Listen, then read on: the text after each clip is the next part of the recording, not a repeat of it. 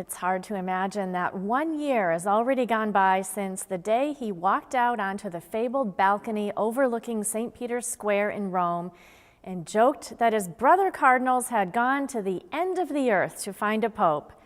From the beginning, Pope Francis made it clear things at the Vatican would be done differently.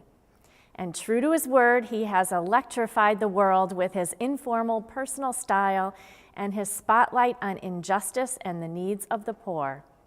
Steve Kiltonick recently talked to some local Catholics to find out how the Pope is viewed here in Western Massachusetts 1 year after being elected to the papacy, following Pope Benedict's historic resignation. When Pope Francis was appointed leader of the world's 1.2 billion Catholics last March, he became the first non-European pope in 1,300 years. The Argentinian-born pontiff was also the first pope from the Americas, the first pope to take the name Francis after St. Francis of Assisi, and the first Jesuit pope.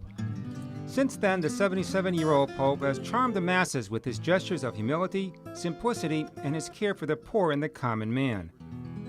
During his brief time in office, Pope Francis has also become a media sensation, appearing on the covers of both Time and Rolling Stone magazines, as well as on the walls of the cobblestone streets surrounding the Vatican, where graffiti depicting Francis as a white-caped super pope have appeared.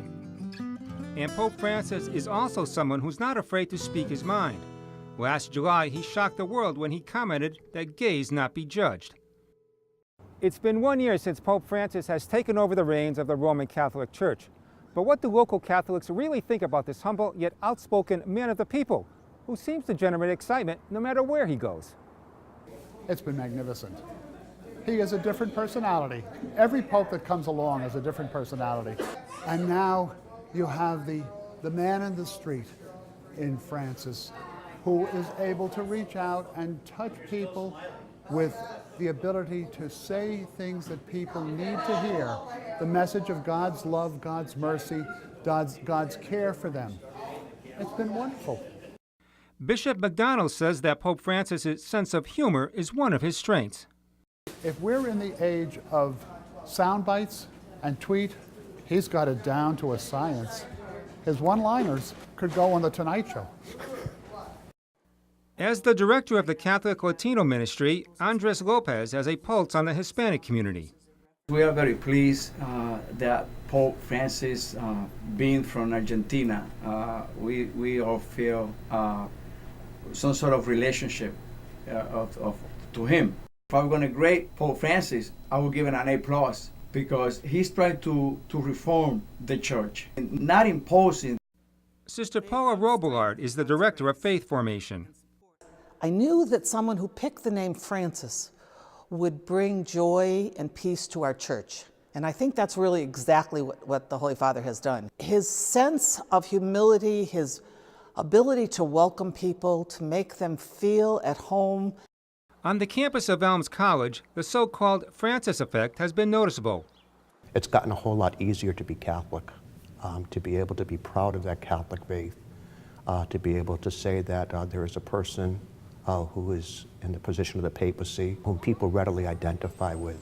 And I say that especially with the young people here at the college. We notice that Mass attendance at daily Mass has increased since his papacy. There's more interest in campus ministry, especially among young people. I think Francis has excited a new period, a new beginning for the church. Elms College freshmen Michael and Julia both feel Pope Francis resonates with today's generation.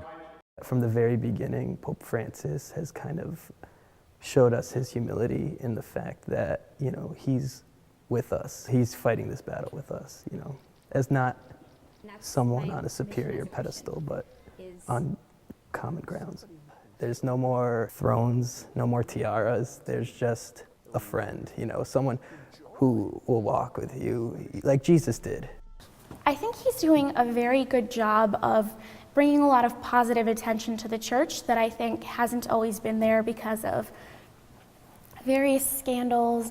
Pope Francis has built up a following of millions on Twitter, and his messages are retweeted more than those of President Obama.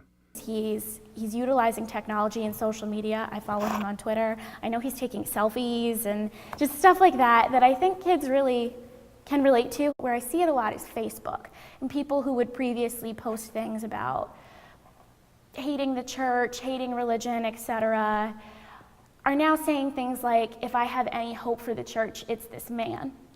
Father Stelzer says he never thought he'd live to see a period in the church with such renewed excitement and spirit. Each day you pick up the paper, you don't know what to expect. And that's what I sort of like about it. What's he going to say today? And that newness, that excitement, I think keeps us all on our toes. A Pew Research Center poll says 85% of Catholics view Pope Francis favorably, but it remains to be seen how much of a visionary he will become. However, one thing is certain in today's church, as Bob Dylan once said, For the times they are a-changin'. For Real to Real, I'm Steve Kiltonick.